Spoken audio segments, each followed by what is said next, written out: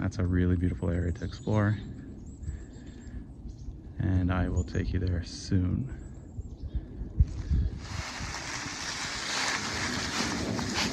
I think I'm gonna leave my bike somewhere hidden so I can just do this part walking. I'll probably put it behind that big tree.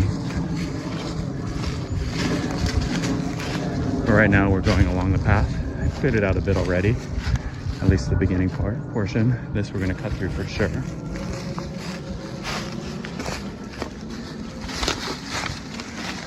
I'm just gonna put my bike right over here.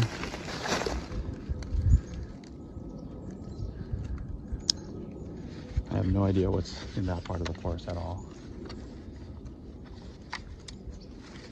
Haven't been there